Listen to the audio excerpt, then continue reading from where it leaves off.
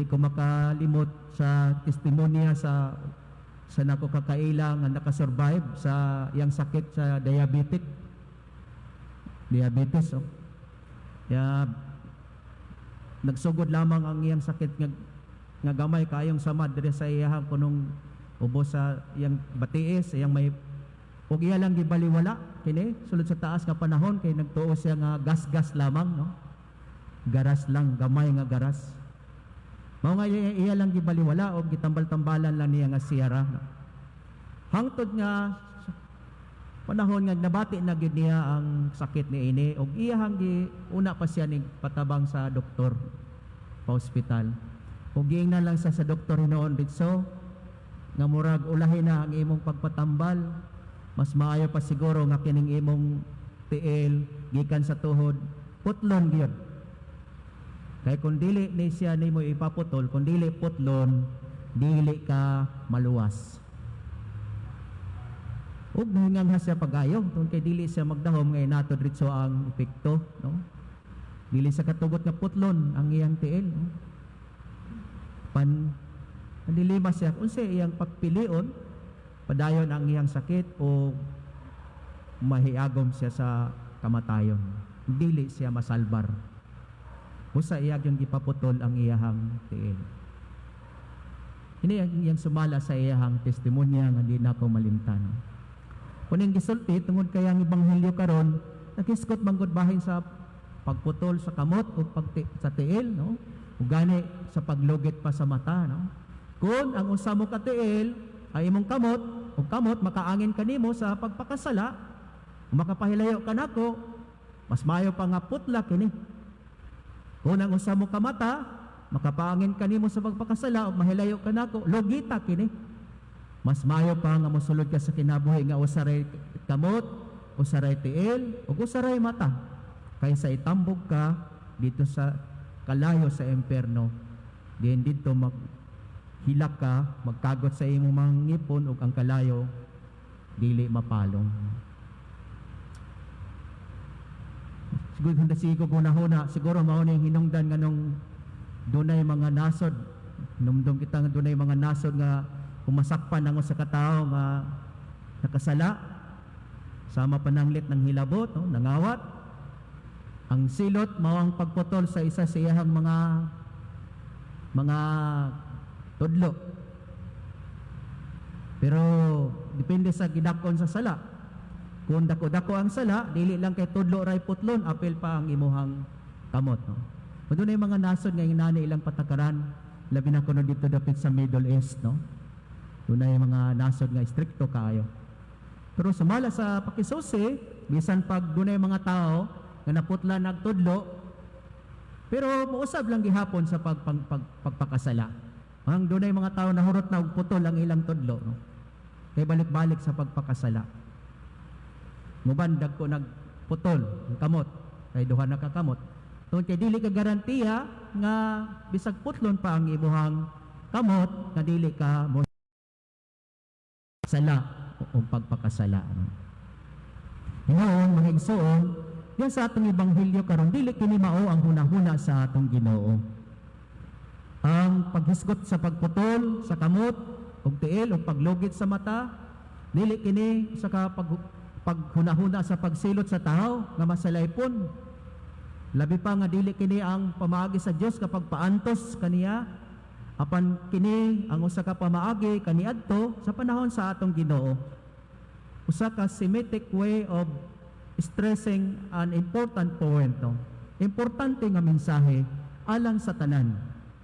Hilabi na katong nahitong pawak sa pagpakasala, no? Ang mensahe o ang importante nga leksyon nga buot niyang ipasabot, no?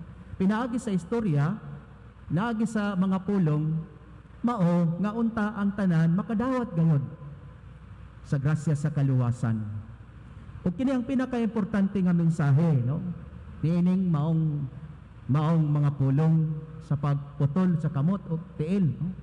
Paglugit sa mata, nga unta ang matag usa mopili nga modawat sa grasya o gasa sa kaluwasan nga gikan sa Dios kaysa mahitong pawak ang iyang kinatibuk ang lawas sa impierno. ang gasa o ang tanyag sa kaluwasan nga dayon, ang kaluwasan nga dayon mas importante kaysa bisan unsang mga butang niining kinabuhiya. Gani mas importante kini sa bisan unsa pang matang sa pagsakripisyo, bisan pa sa pagputol sa imong tiil o kamot. Dili ka mahinugon niini kung kini man ang hinungdan nga ikaw mahilayo sa Dios. Kay mas bililhon ang tanyag o ang gasa sa kaluwasan kagikan sa Dios alang kanatong tanan. Sunod kuno sa kinabuhi sa tao, do na manggod ang mamang gitawag tag tao kay dili manggod ta hitsas, dili kita perpekto. Sulod sa tao, kanunay kining dunay duha ka kusog, tension nga mahitabo sa sulod sa tao. Duha ka kusog nga kanunay nagbira kaniya. Ang usa ka kusog padulong sa katarong, padulong sa Ginoo. Apan ang usa ka kusog nagbira kaniya magpahilayo sa Ginoo. Mao kini ang struggle sa tao kuno matag adlaw. Dunay tension sulod sa iyang kinabuhi. Mao nang gitawag siya nga tao lang, no? Kay sa maglisod siya sa pagkontrol niining maong duha ka kusog. Ang kanunay nagbira-bira sulod sa iyang kinabuhi, no? Ang usa maayo, ang usa padulong sa kalaglagan niya, no? Tension. Dili kini hinuon tension nga mao magresulta sa hypertension. Apan posible nga mas lawom pa ang epekto niining maong tension kung ang usa ka tawo magpabilin nga magpaulipon niining maong mga butang nga makapahilayo kaniya sa Dios. Sama pananglit, dili bago ang istorya, no, sa kinabuhi sa magtiayon nga human sa kaminyoon magbulag, dili tungod kay magbulag sa ilang pagkamagtiayon, no? Apan magbulag sa tungod sa panginabuhi, tungod sa maayong tumong nga manginabuhi. Wanang ang usa layo kayo to sa laing nasod, samtang ang usa nagpabilin dinhi o di pa ka ang uban mulakaw pod kay aron pod manginabuhi, no? Pero nahibalo sila nga maayo ang ilahang intensyon og tumong. Apan tungod sa kalagyo sa matag usa ug sa kadugayon sa ilahang panaglagyo, anaa gayud kining maong tensyon sa sulod kaniya. Ug dito na lamang sa katapusan mahibaw-an nila kung mailag ang usara, kung ang isa ray mahitumpawak, kung dili ang duha, no? Mahitumpawak nining maong tensyon sulod sa kinabuhi. Maulipon sagaran ang usa sa emosyonal o tungod sa material nga butang. Nga dili na niya kini mabuhian. O nang makadungog ta nga dunay naguol sa kinabuhi sa realidad, mabulag yun ang pagpuyo tungod kay namamangka ng dalawang ilog, no? Nakahimo og mga illicit o illegal nga relationship tungod diining maong tension sulod kaniya, no? May tumpawak sa tentasyon, sa emosyon o sa material nga mga butang o unsa pang ubang mga desires, no, na makapabulag kaniya sa Ginoo o sa katarong, no? Apan kanunay dili pa ulahi ang tanan, no? Sama kini sa rubber band, sa lastiko nga init nga imong inaton, no? Ana sa imuha kung asa ang imuhang buhian. Kung buhian nimo ang isa para palayo, pwede, pero kung buhian nimo ang usa para mahiduol kanimo, posible pod nga kini imong buhaton, no? Sa kini siguro ang importante nga gihulagway diya sa atong ebanghelyo karon, no? Ilabi na niadtong mga butang man tao o mga desires, mga pangandoy na makapabulag kanimo ngadto sa Ginoo, kinahanglan nga kini imo gayong buhian. Daghang mahimulag karon sa Dios tungod sa panginabuhi. Daghang mahimulag sa Dios tungod kay sila sobra kaayo nga naatat sa mga bahandi nila, no? Gani kini ang gisgutan po diha sa ikaduhang pagbasa karon ni Santiago, no? Sa daghan ang mga kalipay, kung daghan kag salapi o bahandi, pero giingon sa ikaduhang pagbasa, posible pod nga kining maong mga butang makapaulipon sa tao ug mopili niini kaysa Ginoo. Kini ang gipahinumdom ni Santiago diha sa ikaduhang pagbasa. Ug diha sa unang pagbasa, gipahinumdom nga natural gayud unta sa tao nga makadawat kanunay sa gasa sa espiritu sa Dios. Ug unta kining maong espiritu gamiton nato alang sa atong kaugalingon pagpahiduol sa Ginoo ug dili aron sa pagpahilayo kaniya. Gani diha sa tudling sa ebanghelyo karon gisaway sa Ginoo kadtong mga tao nga makapaangin sa gagma sa mga bata. Kining mga bata nga gipasabot ang mga tao nga niningkamot diha sa pagsunod sa kabubuton sa Dios.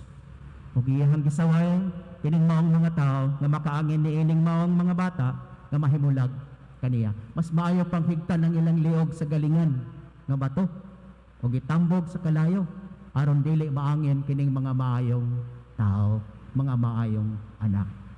Sa mga igsoon, naghagit ka nato ang mga pagbasa karon ilabi na sa ebanghelyo. Sa pagpangutana sa atong tagsatag sa kagaugalingon kung do naman no, sa kasamtangan unsa man kining maong mga butang nga nakapaulipon sa tao. Nakapaulipon kanimo nga tungod niini imong ikambyo ang Ginoo. Kapaulipon kanimo nga tungod niini magkrisis ang tao, masubo ang tao, maguol ang tao. Nakapaulipon kaniya nga tungod niini dili lamang kasubo ang iyang bation apan kining kabug-at karon sa kadaghanan nga gitawag og krisis diha sa kinabuhi. Krisis man sa pagtuo o krisis man sa material nga mga butang nga maong hinungdan nga siya mahilayo sa Dios. Unsa man kining maong mga butang? Unsa man kining maong mga attachments nga nag-ulipon sa tao kanimo ug kanako ngayon nato nga buhian aron ang tanyag sa grasya sa kaluwasan maangkon nato. Kita ray nahibaw no, sa atong kaugalingon. Apan isa ang sigurado niadtong mga tao nga sobra kayo ka attach niining maong mga butang o tao bahandi o pangandoy sigurado nga dili gayud tinuod nga malipay. Gani ang uban stress ang kinabuhi. Pandili lamang stress tungod kay ilang gitugutan nga sila mauli po niining maong mga butang. Di lang stress mahimo pag yun silang distress. Pandili lamang distress tungod kay ilang gitolerate kining maong mga butang nga magdumala sa ilang kinabuhi hangtod sa katapusan ana-ana sila sa acute depression. Mao nay makadungog ta nga dunay mga tao nga dili na makakontrol sa ilang kaugalingon. Kung dili pod masalbar diya sa ilang kaugalingong tinigom ug sa ilang lifestyle. Posible nga kining maong mga butang, mga bisyo diya sa kinabuhi. Posible nga kining maong mga butang ang mga sobra kayong ginahimo nga tungod niini nakalimtan nato ang Ginoo. Maigso na tubangan sa Ginoo unta mahimo kitang kanunay honest. Tungod kay Ginoo dili lamang maghatag og reward niadtong mga buotan nga kinabuhi. Muhatag og panalangin apan bisan gani niadtong mga tawo naglisod tungod sa ilang pagkatawhanon, mas labi nga tabangan sa Ginoo ug kanunay siyang dapigon aron nga siya mahiduol kaniya. Tubangan sa altar sa Dios, pangayoon nato ang gasa, ang bertod sa kaisog. Kining virtue of courage nga mo dili lang mo recognize nining maong mga butang apan ang kaisog sa pagkamatinud-anon nga mohalad niining tanan, mo sakripisyo niining tanan bisan pa mag-imo kining lawas, imo kining kamot ug imong tiil, imong mata kinahanglan putlon i-detach kaya ron ang mahabilin diya sa imong kinabuhi malimpyo ug angayan makasulod sa kinabuhing dayon. Mga igsoon, matag adlaw itagaan kita sa Ginoo og kagawasan ug unta kining kagawasan maghatag kanimo, maghatag ka nato ug kanimo sa kaluwasan. Kini ang ato ang mensahe karong adlaw. Hinaot pa unta. Manindugang